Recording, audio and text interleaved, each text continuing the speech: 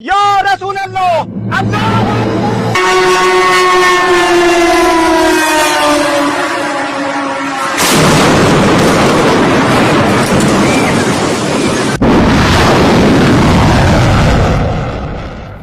রণক্ষেত্রে প্রযুক্তির এক মহাপ্রলয় চলছে। মধ্যপ্রাচ্যের আকাশে এখন শুধুই আগুনের খেলা। একদিকে মার্কিন ইসরায়েলি দম্ভ, অন্যদিকে ইরানের একের পর এক বিধ্বংসী চাল। গত শুক্রবার অপারেশন ট্রু প্রমিস 4-এর ১৯তম ধাপে ইরান এমন এক মরণাস্ত্রের প্রয়োগ ঘটিয়েছে যা দেখে থমকে গেছে পুরো বিশ্ব। ইসরায়েলের বর্বের ৭ স্তরের আকাশ প্রতিরক্ষা ব্যবস্থা এখন যেন কেবলই ভাঙা কাঁচের টুকরো। আজ আমরা কথা বলবো ইরানের সেই ত্রাস খাইবার মিসাইল নিয়ে, যা যুদ্ধের মোড় ঘুরিয়ে নিয়েছে। মধ্যপ্রাচ্যের রণক্ষেত্রে প্রযুক্তির লড়াই এখন চরম সীমায়।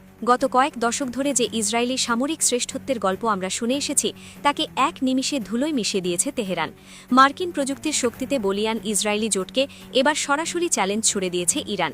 তাদের তুরুপের তাস এখন একটাই, খাইবার ব্যালিস্টিক মিসাইল।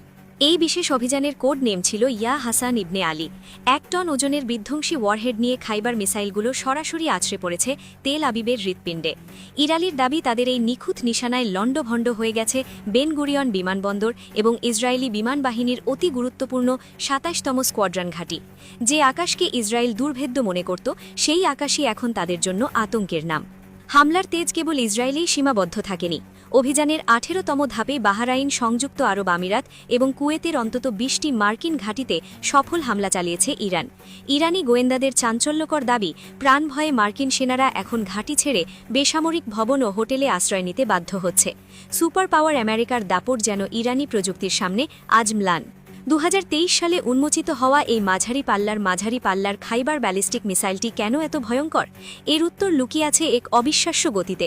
এটি শব্দের চেয়ে প্রায় ১৬ গুণ দ্রুত গতিতে বা ১৬ ম্যাক গতিতে লক্ষ্যের দিকে ছোটে।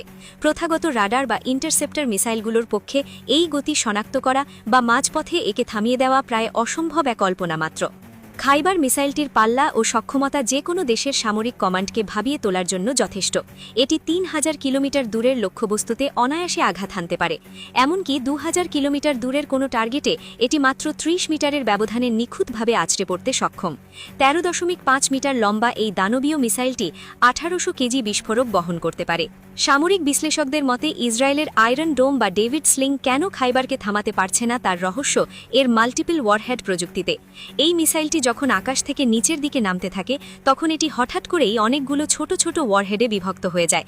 অর্থাৎ একটি মিসাইল থেকে একসাথে বের হয় অনেকগুলো মরণাস্ত্র, যা দিয়ে অন্তত ৮০টি ভিন্ন ভিন্ন লক্ষ্যবস্তুতে আঘাত করা সম্ভব।